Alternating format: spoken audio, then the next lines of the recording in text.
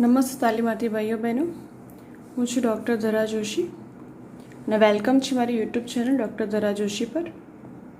હું MSc, M Ed, MPhil, PhD છું અને છેલ્લા 11 વર્ષથી બીએડ કોલેજમાં ભણાવી રહી છું. આજે હું તમારા માટે પાઠ આયોજન નોંધ વિજ્ઞાન વિષયમાં કેવી રીતે લખી શકાય અને પ્રેઝન્ટ પણ કરી શકાય એ વિશે માહિતી આપવા જઈ રહી છું. તો આપણે જોઈ લઈએ પહેલાં તો કે પાઠ આયોજન નોંધમાં શરૂઆતમાં જે વિગતો ભરવાની હોય એ તમે ભરી શકો છો કે તમારું નામ, રોલ નંબર, શાળાનું નામ કે તમે જે પણ શાળામાં પાઠ આપવા જવાના છો એ, પછી ધોરણ, વિષયાંક એટલે કે તમે કયો એકમ ભણાવવાનો છો એ અહીંયા લખવાનો, તારીખ, તાસ એટલે કે તમે આયોજન પ્રમાણે કયો તમારો પિરિયડ લેવા જવાના છો કે ત્રીજો હોય, બીજો હોય, પહેલો હોય એ તાસ લખવાનો, સમય તો 35 મિનિટ, પાઠ ક્રમાંક એટલે કે અત્યાર સુધી તમે જેટલા પાઠ આપ્યા હોય ને કયા નંબરનો પાઠ હોય એ પાઠ્ય ક્રમાંક અહીંયા લખવાનો રહેશે. જો તાલીમાર્થી ભાઈઓ બહેનો, જો તમે આ ચેનલ પર નવા હોય તો આ ચેનલને ચોક્કસથી સબસ્ક્રાઈબ કરો અને બેલ આઇકન પર ક્લિક કરો. જો તમને વિડીયો ગમ્યો હોય તો એને લાઇક કરો અને શેર પણ કરો કે જેથી બીજા તાલીમાર્થી ભાઈઓ બહેનો પણ આ વિશે માહિતી મેળવી શકે. ઓકે, તો પહેલાં આવશે એના પછી સામાન્ય હેતુઓ. તો સામાન્ય હેતુઓમાં જ્ઞાન, સમજ, ઉપયોજન, કૌશલ્ય, રસ, ગુણ, ઘણા બધા આપણા વિજ્ઞાન વિશેના સામાન્ય હેતુઓ છે. તો અહીંયા આપણે લખીએ છીએ કે વિજ્ઞાન વિશે જ્ઞાન મેળવે, સમજ કેળવે, મેળવેલ જ્ઞાનનું નવીન પરિસ્થિતિમાં ઉપયોજન કરે, વિજ્ઞાન વિષયમાં રસ કેળવે, ઝીણવટનો પણ ગુણ કેળવે. એના પછી છે શૈક્ષણિક સાધનો. તો આ પાઠ દરમિયાન તમે જે પણ શૈક્ષણિક સાધનોનો ઉપયોગ કરવાના હોય એ બધા અહીંયા લખવાના રહેશે. અહીંયા કાર્બન ડાયોક્સાઇડ ચક્ર પાઠ છે તો આપણે કાર્બન ડાયોક્સાઇડ ચક્રનો ચાર્ટનો ઉપયોગ કરવાના છીએ તો એ પણ સાધનમાં આવશે. કોઈ તમે ચાર્ટની જગ્યાએ મોડેલનો ઉપયોગ કરવાના હોય, કોઈ વસ્તુ લાવ્યા હોય, કોઈ જે પણ વસ્તુનો ઉપયોગ કરવાના હોય એ બધું અહીંયા લખવાનું રહેશે. આ ઉપરાંત ચોક, ડસ્ટર, પોઇન્ટર, રોલઅપ બોર્ડ એ પણ લખવાનું, કારણ કે પોઇન્ટરનો ઉપયોગ તમે ચાર્ટમાં જ્યારે પણ બોર્ડની અંદર ચાર્ટ બતાવતા હોય તો હાથથી નહીં પણ પોઇન્ટરના ઉપયોગથી જ એ ચાર્ટની જે માહિતી હોય એ આપવાની હોય છે. શિક્ષણ પદ્ધતિ તો કથન, ચર્ચા, પ્રશ્નોત્તરી પદ્ધતિ, નિદર્શન પદ્ધતિ. નિદર્શન પદ્ધતિ એટલા માટે કારણ કે આપણે ચાર્ટની અંદર માહિતી બતાવવાના છીએ તો એ નિદર્શન પદ્ધતિ પણ આવશે. એના પછી પાઠ્યપુસ્તક અને સંદર્ભ ગ્રંથ. તો તમે જે પણ ધોરણનું પાઠ્યપુસ્તકનો ઉપયોગ કર્યો હોય, ધોરણ, લેખકનું નામમાં તો ગુજરાત રાજ્ય શાળા પાઠ્યપુસ્તક મંડળ ગાંધીનગર. તમે શોર્ટમાં પણ લખી શકો છો કે ગુ રા શા પા પુ મંડળ ગાંધીનગર. પાન નંબર કે તમે પાન નંબરમાં તમે ચોપડીમાં જ્યારે ચેપ્ટર હોય તો ઘણા બધા પેજનું હોય પણ એ ઘણા બધા પેજમાંથી તમે કયા નંબરના પેજમાં તમારું કન્ટેન્ટ લીધું છે કે ધારો કે કાર્બન ડાયોક્સાઇડ ચક્ર છે તો આખા પાઠની અંદર એ જે પેજ હોય એ જે પેજ ઉપર આપ્યું હોય એ પેજ અહીંયા લખવાનું. બીજા અને ત્રીજા નંબરના સંદર્ભ ગ્રંથમાં તમે જે મેથડની બુક છે આપણી વિજ્ઞાન પદ્ધતિ એ અને વિજ્ઞાન પદ્ધતિ બી બંને જે સેમ છે 1 અને 2ની આપણે અહીંયા લખીશું. તો એની અંદર કોઈ તમે પદ્ધતિનો ઉપયોગ કર્યો હોય, પછી ઉપકરણ બનાવવા એટલે કે ચાર્ટ બનાવવા, કોઈ ચેપ્ટરમાંથી તમે માહિતી મેળવી હોય તો તમે આ પાઠ દરમિયાન જ્યાં પણ તે માહિતી મેળવી હોય મેથડની બુક્સમાંથી એના અહીંયા પેજ નંબર સામે લખવાના રહેશે કે બુક લખવાની અને સામે જ્યાંથી પણ જે માહિતી મેળવી હોય એના પેજ નંબર અહીંયા લખવાના. પછી સારા લક્ષણો, સૂચનો અને સહી અને તારીખ. હવે આપણો અહીંયાથી આપણી પાઠની શરૂઆત થાય છે. તમને ખ્યાલ છે કે આપણું સૌપ્રથમ પ્રવૃત્તિક્રમ, એના પછી વિશિષ્ટ હેતુઓ, શૈક્ષણિક મુદ્દા, બીજા પેજ ઉપર આવશે કે શિક્ષકની પ્રવૃત્તિ, વિદ્યાર્થીઓની પ્રવૃત્તિ અને વિશેષ નોંધ. તમે હવે જે પાઠ તમારો ચાલુ થશે આવી રીતે 2 પેજની અંદર ચાલુ થશે. એક જ પેજમાં કંઈ માહિતી હશે નહીં. બંને પેજને ધ્યાનમાં રાખીને આપણે આયોજન લખીશું. તો સૌપ્રથમ જ્યારે તમે તમારા વર્ગમાં તમે પ્રવેશ કરો ત્યારે તો સૌપ્રથમ આપણે વિદ્યાર્થીઓને અભિવાદન કરીશું. તો શરૂઆતમાં સૂચના આપવાની હોય છે કે સૂચના કેવી રીતે આપશો. વિદ્યાર્થી મિત્રો, આજે આપણે વિજ્ઞાન વિષયમાં એક રસપ્રદ મુદ્દા વિશે ચર્ચા કરીશું, જે તમે શાંતિથી સાંભળશો અને હું જે પ્રશ્નો પૂછું તેનો આંગળી ઊંચી કરીને પૂરા વાક્યમાં જવાબ આપશો. એ આપણે સૌપ્રથમ વિદ્યાર્થીઓનું અભિવાદનનું એક આવી રીતે સૂચના બોલીશું. એના પછી શિક્ષક શું કરશે, બોર્ડની અંદર આવી રીતે વિષય, વિષયાંક, ધોરણ અને તારીખ નોંધશે. હવે વિષય બહુ કૌશલ્ય વખતે અહીંયા વિષય લખીશું વિજ્ઞાન, ધોરણ લખીશું અને તારીખ લખીશું, પણ વિષયાંક ફક્ત હેડિંગ મારીને અહીંયા વિષયાંક લખીશું નહીં, કારણ કે વિષયાંક છે આપણે વિષયાભિમુખ પતી ગયા પછી જ અહીંયા લખવાનું હોય છે. તો વિષયાભિમુખની અંદર શું હોય છે કે આપણે વિદ્યાર્થીઓને પૂર્વ જ્ઞાન આધારિત પ્રશ્નો પૂછીએ છીએ, કાં તો આપણે એને વાર્તા પણ કહી શકીએ. કોઈ પૂર્વ જ્ઞાન આધારિત કોઈ બનાવ બન્યો હોય, કોઈ ઘટના હોય, એ વિશે પણ આપણે માહિતી આપી શકીએ છીએ. ફક્ત એટલું યાદ રાખવાનું કે એનું પૂર્વ જ્ઞાન એ હોવું જોઈએ, કે ધોરણ 9નો વિદ્યાર્થી હોય એનું પૂર્વ જ્ઞાન કેટલું હોય એ પણ શિક્ષકને ખ્યાલ હોવો જોઈએ. તો પછી જ્યારે આયોજન કરો છો એક વખતે પણ અહીંયા શિક્ષકની પ્રવૃત્તિની અંદર આવી રીતે સૂચના લખવાની રહેશે કે શિક્ષક અથવા શિક્ષિકા પૂર્વ જ્ઞાનને આધારે પ્રશ્નો પૂછી વિદ્યાર્થીઓને વિષયાભિમુખ કરશે. આટલી સૂચના લખ્યા પછી આપણે અહીંયા શિક્ષકની પ્રવૃત્તિમાં અહીંયા પ્રશ્નો લખીશું. શિક્ષક શું કરશે, પ્રશ્નો પૂછશે અને વિદ્યાર્થી પાસે જવાબ લખીને એ આપણે વિષયાભિમુખ કરાવીશું. હવે તમે જ્યારે સામે પ્રશ્નો લખો છો તો એની સામે જ એનો જવાબ આવેલો હોવો જોઈએ, કે દ્વિચક્રી વાહનો કયા કયા છે, તો સામે જ એનો જવાબ છે કે સ્કૂટર, એક્ટિવા વગેરે. દ્વિચક્રી વાહનોમાં ઈંધણ તરીકે શું વપરાય છે, તો પેટ્રોલ. જે પણ ક્વેશ્ચન હોય એની સામે જ એનો જવાબ હોવો જોઈએ. એવી રીતે છેલ્લો પ્રશ્ન છે કે પેટ્રોલ અને ડીઝલના દહનથી કયો વાયુ ઉત્પન્ન થાય છે, તો કાર્બન ડાયોક્સાઇડ વાયુ ઉત્પન્ન થાય છે. તો આપણે આવી રીતે શોર્ટમાં આવી રીતે આન્સર લખીએ છીએ. એટલું યાદ રાખવાનું કે પ્રશ્ન એની સામે એનો આન્સર હોવો જોઈએ. તો વિષયાભિમુખમાં આપણે છેલ્લો જે ક્વેશ્ચન હોય એના પરથી આપણે વિષયાંક આપણો મળી જતો હોય છે. ઘણી વખત એવી રીતે વિષયાંક ના નીકળતો હોય તો તમે એનું નજીકના ક્વેશ્ચન કે નજીકના જવાબનો પણ તમે મેળવી શકો છો. એના પછી શિક્ષક સૂચના આપી શકે છે અથવા તો કહી શકે છે કે ચલો આ કાર્બન ડાયોક્સાઇડ છે, તો કાર્બન ડાયોક્સાઇડ ચક્ર વિશે આપણે માહિતી મેળવીશું, કે કાર્બન ડાયોક્સાઇડ ચક્ર આપણો આન્સર ના પણ મળી શકે. તો ફક્ત કાર્બન ડાયોક્સાઇડ આન્સર મળ્યો હોય તો એના પછી શિક્ષક કહેશે કે તો એના ચક્ર વિશે આપણે માહિતી મેળવીશું. તો આ થયું કે વિષયાભિમુખ કૌશલ્ય.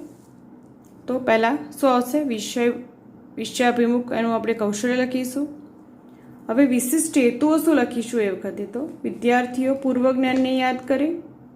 અપેક્ષિત વર્તન પરિવર્તન, તો વિદ્યાર્થીઓ પૂર્વ જ્ઞાનને યાદ કરે છે. પછી વિશિષ્ટ હેતુ બીજો પણ છે કે વિદ્યાર્થીઓ નવીન જ્ઞાન મેળવવા તત્પર બને. અપેક્ષિત વર્તન પરિવર્તન, વિદ્યાર્થીઓ નવીન જ્ઞાન મેળવવા તત્પર બને છે. તો આવી રીતે વિશિષ્ટ હેતુ લખીશું. શૈક્ષણિક મુદ્દામાં જે શિક્ષકની પ્રવૃત્તિમાં પ્રશ્નો છે એની સામે એના જવાબો લખીશું. પછી વિદ્યાર્થીની પ્રવૃત્તિમાં તો વિદ્યાર્થીઓ પૂર્વ જ્ઞાનને આધારે પ્રશ્નોના જવાબ આપે છે અને વિશેષ નોંધમાં આ રીતે આપણે લખાણ લખીશું. તો આ થયું વિષયાભિમુખ કૌશલ્ય. જ્યારે આપણને વિષયાંકનો આન્સર મળી જાય છે એટલે આપણે અહીંયા હેતુકથન કરીશું કે તો વિદ્યાર્થી મિત્રો, આજે આપણે ધોરણ 9 વિજ્ઞાન વિષયમાં કાર્બન ડાયોક્સાઇડ ચક્ર વિશે માહિતી મેળવીશું. એ વખતે શૈક્ષણિક મુદ્દામાં શું કરીશું કે આપણો વિષયાંક મળી ગયો છે, તો જે આપણે અહીંયા વિષયાંકનું ખાનું ખાલી રાખ્યું હતું એ અહીંયા આપણે એ વખતે લખી દઈશું કે વિષયાંક આપણો આ છે. વિશિષ્ટ હેતુ શું આવશે કે વિદ્યાર્થીઓ વિષયાભિમુખ દ્વારા વિષયાંક જાણે અને એવી રીતે અપેક્ષિત વર્તન પરિવર્તનમાં જાણે છે. અને વિદ્યાર્થીઓની પ્રવૃત્તિમાં વિદ્યાર્થીઓ વિષયાંક જાણશે અને પોતાની નોંધ પોથીમાં લખશે, અને વિશેષ નોંધમાં વિષયાંક કે આપણો વિષયાંક છે. હવે આટલું જ્યારે પૂર્ણ થઈ જશે એટલે આપણે અહીંયા પણ લીટી પણ દોરીશું કે બધા જે આપણા કૌશલ્યો છે એને આપણે અલગ પાડી શકાય. હવે તમે જોઈ રહ્યા છો કે હવે આપણું જે વિષય વસ્તુ છે, કન્ટેન્ટ છે કે જે આપણે ભણાવવા જઈ રહ્યા છીએ, આપણે અહીંયાથી ચાલુ કરીશું. તો શૈક્ષણિક મુદ્દામાં શરૂઆતમાં આવી રીતે બ્રેકેટમાં આપણે લખીશું કે શિક્ષક, શિક્ષિકા અથવા તો શિક્ષક કાર્બન ચક્ર વિશે માહિતી આપશે. એ જ વખતે સામે શિક્ષકની પ્રવૃત્તિમાં શું સૂચના આવશે કે શિક્ષિકા વિદ્યાર્થીઓને કાર્બન ચક્ર સમજાવશે અને જરૂરી કાપા નોંધ કરાવશે. હવે તમે જોઈ શકો છો કે શૈક્ષણિક મુદ્દાની અંદર આવી રીતે મુદ્દા પાડીને લખવાનું છે. તમને ખ્યાલ હશે કે ચોપડીની અંદર આવી રીતે મુદ્દા પાડેલા હોતા નથી, એમાં તો સળંગ એક નિબંધ ટાઈપ જ લખેલું હોય છે.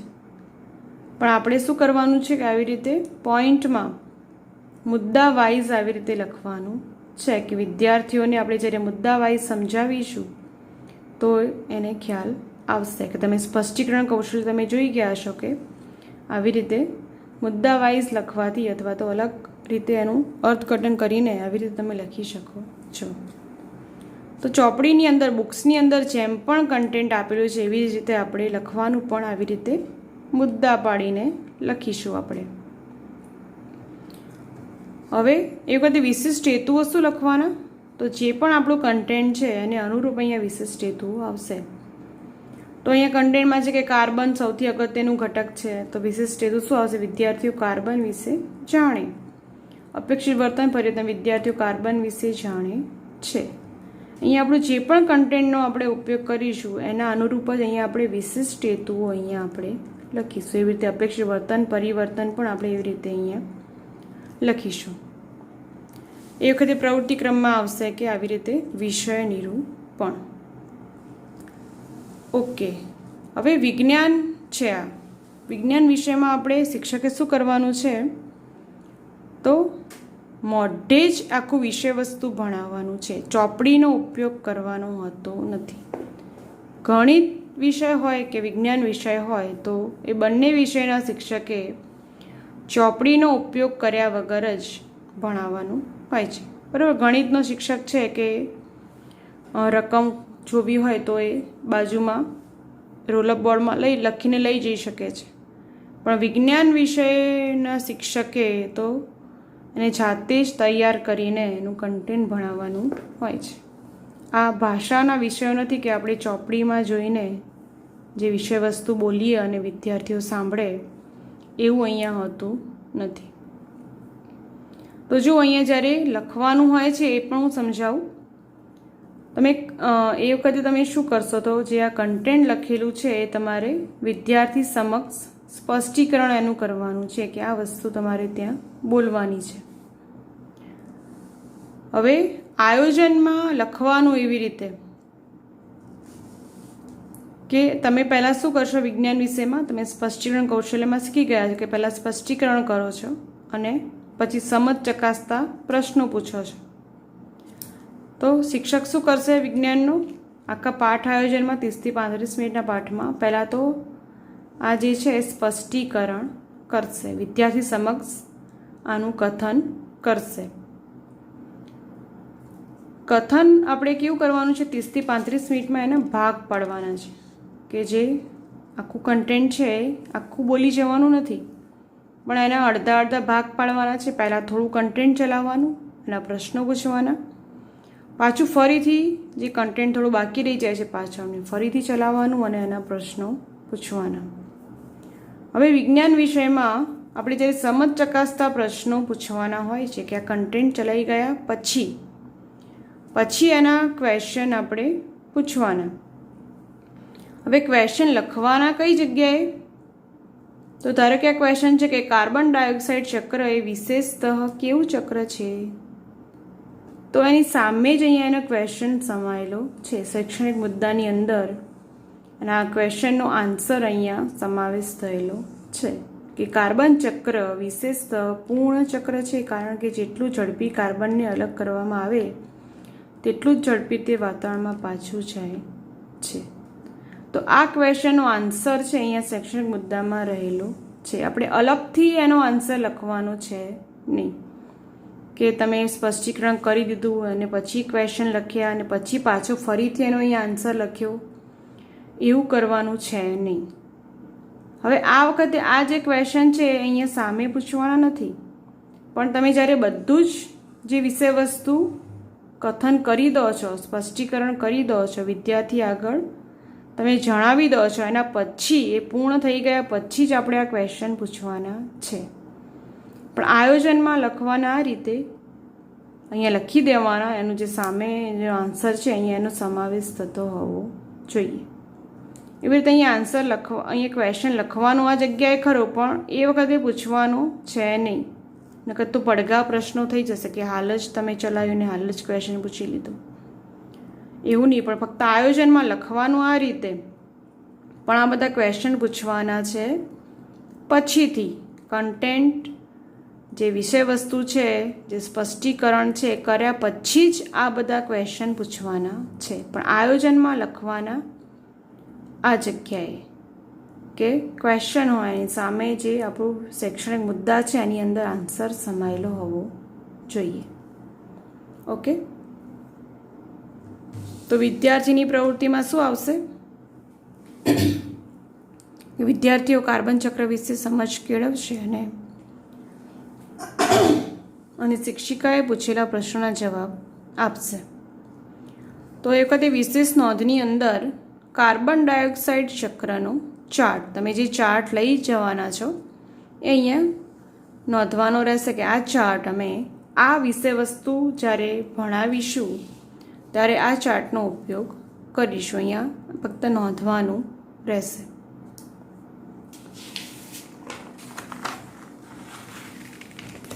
હવે 30 થી 35 મિનિટમાં તમે જેટલું કન્ટેન્ટ ચલાવી શકતા હોય એ બધું અહીંયા લખવાનું રહેશે. તમે જોઈ શકો છો કે શૈક્ષણિક મુદ્દામાં એ વિષય વસ્તુ લખેલી છે અને સામે શિક્ષકની પ્રવૃત્તિમાં બધા પ્રશ્નો લખેલા છે. પણ આ પ્રશ્નો ક્યારે પૂછવાના? કે બધું જ કન્ટેન્ટ પૂર્ણ થઈ જાય એના પછી જે લાઇનસર પહેલાંથી જે ક્વેશ્ચન ચાલુ કર્યા છે અહીંયા લાઇનસર પૂછવાના છે. એ વખતે વિશિષ્ટ હેતુઓ શું આવશે? કે સામે જે કન્ટેન્ટ છે એના અનુરૂપ જ અહીંયા વિશિષ્ટ હેતુઓ લખવાના રહેશે. પ્રવૃત્તિ ક્રમમાં આખું અહીંયા આવી રીતે વિષય નિરૂપણ આવી રીતે આપણે ઊભી રીતે આપણે એવી રીતે લખીશું. હવે આગળ મેં કહ્યું હતું એમ જ કે આપણે અડધું કન્ટેન્ટ પહેલાં ચલાવવાનું. તો તમે અહીંયા જોઈ શકો છો કે અહીંયા મેં પાછી સૂચના લખી છે બ્રેકેટમાં, વિદ્યાર્થી મિત્રો CO2 ચક્ર વિશે વધારે માહિતી મેળવીશું. હવે આપણે શું કરવાનું કે આટલા સુધીનું કથન થઈ જાય એના પછી જે શરૂઆતથી આપણે ચાલુ કર્યું છે કે અહીંયાથી આપણે કન્ટેન્ટ ચાલુ કર્યું, આટલું કન્ટેન્ટ બોલ્યા એના પછી જે પાછળનો ભાગ છે એમાં પણ આટલા સુધી કન્ટેન્ટ પતી ગયા પછી જ આપણે જે ફર્સ્ટ ક્વેશ્ચન છે કે કાર્બન ડાયોક્સાઇડ ચક્ર વિશેષતા કેવું ચક્ર છે, તો અહીંયાથી આપણે ક્વેશ્ચનની શરૂઆત કરીશું કે આટલું કન્ટેન્ટ વિષય વસ્તુ બોલી ગયા, એ બોલી લીધા પછી આપણે ક્વેશ્ચન જ્યાંથી આપણે ચાલુ થાય છે કે આપણો ફર્સ્ટ ક્વેશ્ચન કહેવાયા ત્યાંથી આપણે ક્વેશ્ચન ચાલુ કરીશું, જવાબ મેળવીશું અને જે પણ જવાબ મળશે એનું આપણે કાપા નોંધ પણ એની કરીશું કે જે જવાબ હશે એની કાપા નોંધ પણ કરી દેવાની. તો કન્ટેન્ટ એટલું અડધું પૂરું થઈ ગયું. એના પછી આપણે શું કરીશું? ક્વેશ્ચન પૂછીશું, એના એનો જવાબ હશે એનું કાપા નોંધ કરીશું. પણ આયોજનમાં શું હશે? એના જે જવાબ હશે ઓલરેડી અહીંયા લખેલા જ હશે, એના જે પ્રશ્ન હશે ને એનો સામે જવાબ હશે જ.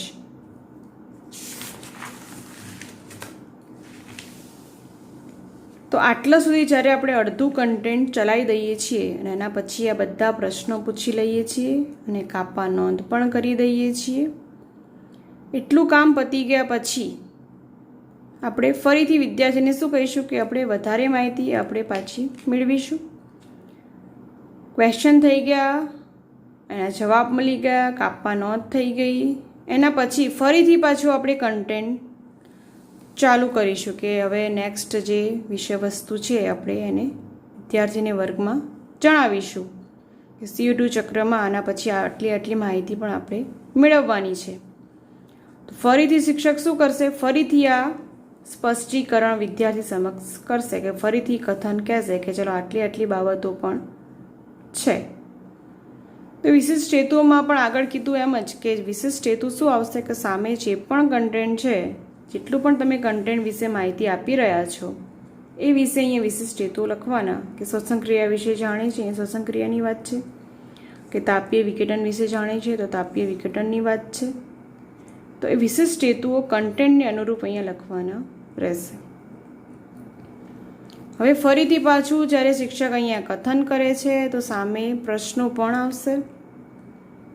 તો પ્રાણીઓ શ્વસન દ્વારા કયો વાયુ મુક્ત કરે છે, તો પ્રાણીઓ શ્વસન દ્વારા ઓક્સિજન વાયુ,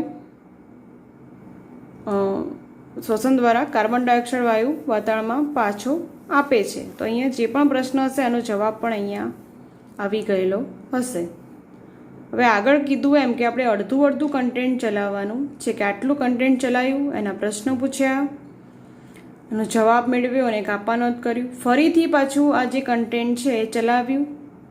બધું જ કન્ટેન્ટ પૂર્ણ થઈ ગયા પછી હવે આ કન્ટેન્ટ છે અને પાછળ પણ થોડું કન્ટેન્ટ છે. તો જ્યારે બધું જ કન્ટેન્ટ પૂરું થઈ ગયા પછી જ આપણે ફરીથી અહીંયાથી અડધો ભાગ જે આપણે કર્યો હતો એને ફરીથી અહીંયા આપણે ક્વેશ્ચન પૂછવાનું સ્ટાર્ટ કરીશું. અહીંથી ફરીથી ક્વેશ્ચન સ્ટાર્ટ કર્યા, લાઇનસર 1 by 1 આપણે આવી રીતે ક્વેશ્ચન પૂછીશું. જેમ પણ કન્ટેન્ટ ચાલ્યું હશે એવા લાઇનસર જ આપણે ક્વેશ્ચન પૂછીશું કે પહેલાં આ પૂછ્યો અને પછી આ પૂછી લીધો, વચ્ચે આ પૂછ્યો, એવું પણ કરવાનું નથી. લાઇનમાં જેમ ક્વેશ્ચન આવશે, કારણ કે આપણે જે લાઇનસર જ આપણે કન્ટેન્ટ ચલાવ્યું હશે એ જ પ્રમાણે જ આપણે અહીંયા પ્રશ્નો પૂછીશું. તો એ રીતે પ્રશ્નો પૂછવાના, એના જવાબો મેળવવાના, કાપા નોંધ કરવાની.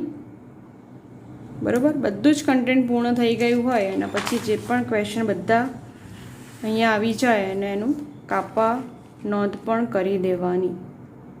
પણ આયોજનમાં કેવી રીતે આવશે, તો ક્વેશ્ચન હશે અને જે સામે શૈક્ષણિક મુદ્દા આપણે લખ્યા હશે એની અંદર જ આપણો જવાબ આવેલો હશે. એ અલગથી એના જવાબો લખવાના નથી. જે પણ ક્વેશ્ચન હશે એની સામે એના જવાબો હશે જ. ઓકે, ફરીથી હું એક વખત સમજાવું છું કે કન્ટેન્ટ કેવી રીતે ચલાવવાનું. તો વિજ્ઞાનમાં કન્ટેન્ટ વધારે હોય, એકી સાથે તમે 30 મિનિટનું કન્ટેન્ટ બોલી જાઓ અને પછી પ્રશ્ન પૂછવા જાઓ તો વિદ્યાર્થીઓને યાદ રહે નહીં. તો આવી રીતે વિદ્યાર્થીને યાદ રહે અને તમારી સરળતા માટે પણ આવી રીતે આપણે અડધો ભાગ કરીને અડધા ભાગમાં કન્ટેન્ટ ચલાવવાનું, એના પ્રશ્નો પૂછી લેવાના, કાપા નોંધ કરવાની, પાછું ફરીથી કે જે કન્ટેન્ટ બાકી રહી જાય છે 30 થી 35 મિનિટ માટેનું એ ફરીથી ચલાવવાનું. આખું કન્ટેન્ટ પૂરું થઈ ગયા પછી એના પ્રશ્નો પૂછવાના, એના જવાબો લેવાના અને કાપા નોંધ કરવાની. હવે આ બધા જ વિષય નિરૂપણમાં વિદ્યાર્થી પ્રવૃત્તિમાં શું આવશે, તો કથન ધ્યાનપૂર્વક સાંભળશે, પ્રશ્નના ઉત્તર આપશે, કાપા કરે નોંધ પોતાની નોટબુકમાં કરશે. તો વિદ્યાર્થી એ વખતે જે પણ કાર્ય કરતો હોય એ બધી જ માહિતી અહીંયા લખવાની. ઓકે, તો આપણું અહીંયા કન્ટેન્ટ પૂર્ણ થઈ ગયું, એના પ્રશ્નો પણ પૂછી લીધા, કાપા નોંધ પણ કરી લીધી. હવે જ્યારે કાપા નોંધ અને પતી જાય છે કન્ટેન્ટ, આપણું બધું જે વિષય વસ્તુ ભણાવવાનું જે પણ છે પતી જાય છે, એના પછી એક વસ્તુ ખાસ યાદ રાખવાની કે જે કાપા નોંધ આપણે કરી છે આખું બોર્ડ જે છે એ સાફ કરી દેવાનું. એ કોઈ પણ વિષય છે અંદર રહી જવો જોઈએ નહીં, કોઈ પણ બાબત એમાં લખેલી રહી જવી જોઈએ નહીં, કારણ કે આપણે હવે મૂલ્યાંકન કરાવવાનું છે. તો જે મૂલ્યાંકન વખતે વિદ્યાર્થી બોર્ડમાં કંઈક લખ્યું હોય તો એ જોઈ શકે છે અને એમાંથી જોઈને આન્સર આપે, તો એવું આપણે કરવાનું નથી. તો બધું જ આખું બોર્ડ છે એ સાફ કરી દેવાનું. એના પછી આવશે મૂલ્યાંકન કસોટી. તો આપણે પ્રવૃત્તિ ક્રમમાં શું લખીશું? મૂલ્યાંકન. આગળ શું આવશે? વિષય નિરૂપણ. તો મૂલ્યાંકન તો એના વિશિષ્ટ હેતુઓમાં આવશે કે વિદ્યાર્થીઓ મેળવેલ જ્ઞાનનો ઉપયોગ નવીન પરિસ્થિતિમાં કરે. અહીંયા નવીન પરિસ્થિતિમાં કરે છે. શૈક્ષણિક મુદ્દામાં આવશે એકમને અનુરૂપ મૂલ્યાંકન.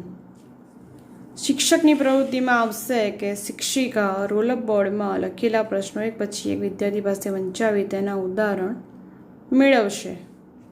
વિદ્યાર્થીની પ્રવૃત્તિમાં મૂલ્યાંકન કસોટીના જવાબ આપશે. હવે મૂલ્યાંકન આપણે શેમાં લઈ જવાનું છે? રોલઅપ બોર્ડમાં લખીને લઈ જવાનું છે. એના પછી લખવાનું આવશે પ્રવૃત્તિ ક્રમમાં સ્વાધ્યાય. એનો વિશિષ્ટ હેતુ આવશે કે વિદ્યાર્થીઓ સ્વ અધ્યયનની ટેવ કેળવે. અપેક્ષિત વર્તન પરિવર્તનમાં વિદ્યાર્થીઓ સ્વ અધ્યયનની ટેવ કેળવે છે. એકમને અનુરૂપ સ્વાધ્યાય. શિક્ષકની પ્રવૃત્તિમાં શિક્ષિકા એકમને અનુરૂપ સ્વાધ્યાય કાર્ય વિદ્યાર્થીઓને આપશે. વિદ્યાર્થી નોટબુકમાં નોંધ કરશે અને ગૃહ કાર્ય લાવશે. તો આપણું જે આયોજન છે અહીંયા સ્વાધ્યાય સુધીનું આપણું અહીંયા એટલે સુધી પૂર્ણ થાય છે. એના પછી નેક્સ્ટ પેજમાં શું આવશે? તો લેખન ફલક નોંધ. હવે તમે જાણો છો કે વિજ્ઞાનમાં તો કન્ટેન્ટ લખવાનું વધારે હોય છે, વિષય વસ્તુનું લખાણ વધારે હોય છે. તો વિજ્ઞાનમાં આપણે શું કરીશું કે જેટલા ક્વેશ્ચન પૂછ્યા હોય એ વિશે જ એના જવાબો જ આપણે અહીંયા ટૂંકમાં લખીશું, કારણ કે બધું વિષય વસ્તુ આવશે નહીં. તો જે પ્રશ્નોના જવાબો છે એ જ આપણે અહીંયા ટૂંકમાં લખીશું. હવે પ્રશ્નો પણ એક વાત રહી ગઈ કે જેટલા પ્રશ્નો જેટલું કન્ટેન્ટ હોય એટલો આપણે પ્રશ્નો અહીંયા કાઢવાના હોતા નથી. પણ તમે કોઈ અગત્યની માહિતી હોય એવા જેવા પ્રશ્નો આવતા હોય એટલા જ અહીંયા લખવાના છે. બધી જ માહિતીના પ્રશ્નો અહીંયા કાઢવાના છે નહીં. પછી ક્વેશ્ચનમાં પણ તમે વેરાયટી લઈ શકો છો કે તમે થોડા સમજ ચકાસતા પ્રશ્નો પૂછો, અમુક જ્ઞાનના પ્રશ્નો પૂછો. એવા અલગ અલગ ક્વેશ્ચનનો ઉપયોગ કરવાનો રહેશે કે જે તમે પ્રશ્ન પ્રવાહિતા કૌશલ્યમાં શીખીને આવ્યા છો. તો એ પ્રમાણેના અહીંયા ક્વેશ્ચન લખવાના. કન્ટેન્ટ જેટલું હોય એટલા અહીંયા ક્વેશ્ચન બનાવવાની જરૂર રહેતી નથી, કારણ કે આપણે 30 થી 35 મિનિટનું પણ ધ્યાન રાખવાનું છે. એટલે ક્વેશ્ચન પણ લિમિટેડ જ લેવાના. એટલે છેલ્લે જે લેખન ફલક નોંધ છે એની અંદર તમે પ્રશ્નોના આવી રીતે આન્સર શોર્ટમાં તમે લખી શકો છો કે જે પણ ક્વેશ્ચન છે એનો સીધા આન્સર જ અહીંયા લખવાના. હવે લેખન ફલક નોંધમાં એક ખાસ કરીને યાદ રાખવાનું કે પહેલાં તો વચ્ચે આવી રીતે લીટી દોરી દેવાની. આ લીટી છે નહીં પણ મેં દોરેલી છે કે જેથી તમે બે ભાગમાં વ્યવસ્થિત આવી રીતે લખી શકો. ઓકે, તો આપણે અહીંયા ક્વેશ્ચનના આન્સર આવી રીતે શોર્ટમાં આપણે લખી દઈશું. એના પછી આવે છે મૂલ્યાંકન કસોટી. તો મૂલ્યાંકન કસોટીની અંદર તમે ખાલી જગ્યાઓ, ખરા ખોટા, જોડકા, બહુવિકલ્પી ખાલી જગ્યાઓ એવી રીતે તમે મૂલ્યાંકન કસોટી લઈ જઈ શકો છો. અને મૂલ્યાંકન કસોટી એ રોલઅપ બોર્ડની અંદર લઈ જવાની હોય છે. તો ક્વેશ્ચન એક શું છે કે ખાલી જગ્યા પૂરો. તો મેં એમાં 3 ખાલી જગ્યાઓ લીધી છે, કારણ કે આપણે મૂલ્યાંકન કસોટી ખાસ કરીને 5 થી 6 મિનિટની અંદર આપણે પૂર્ણ કરીએ છીએ. એવી રીતે તમે જ્યારે ભાગ પાડશો તો તમે પોતાનું જે ટાઈમ મેનેજમેન્ટ છે એ તમે કરી શકશો. તો 5 મિનિટ મૂલ્યાંકન કસોટીમાં કાઢો, 2 મિનિટ સ્વાધ્યાયમાં કાઢો, આગળ 5 મિનિટ તમે વિષયાભિમુખની અંદર કાઢી દો. એવી રીતે 5 મિનિટની અંદર તમે આખું ટાઈમ મેનેજમેન્ટ કરીને એટલું 35 મિનિટનો પાઠ તમે બનાવી શકો છો. પ્રશ્ન 2માં મેં ખરા ખોટા લીધા છે 2 કે 2 ખરા ખોટા હોય એટલે વિદ્યાર્થી ફટાફટ 5 મિનિટની અંદર તમારું જે મૂલ્યાંકન કસોટી છે એ પૂર્ણ તમે કરી શકો છો. તો મૂલ્યાંકન કસોટી કેવી રીતે ચલાવવાની કે રોલઅપ બોર્ડની અંદર લખી જવાની કે કે વિદ્યાર્થીઓ પાસે પહેલાં ખાલી જગ્યા પહેલી ખાલી જગ્યા કોણ વાંચશે એ પ્રશ્ન પૂછવાનો, તો વિદ્યાર્થી પાસે વંચાવડાવવાની, પછી આનો જવાબ કોણ આપશે એનો જવાબ મેળવવાનો. એ રીતે લાઇનસર આવી રીતે ખાલી જગ્યાઓ વિદ્યાર્થી પાસે પૂછવાની, એનો જવાબ પણ પૂછવાનો અને રોલઅપ બોર્ડની અંદર નોંધવાનો પણ ખરો જવાબ.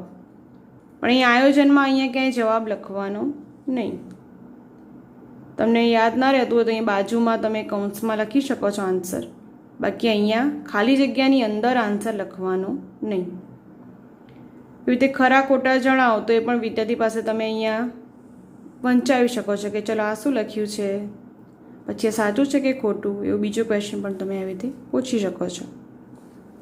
અને છેલ્લે આપણે સ્વાધ્યાય આપીએ છીએ કે કાર્બન ચક્ર આકૃતિ સહિત વર્ણવો કે જે વિદ્યાર્થી ફરીથી લખી લાવે છે.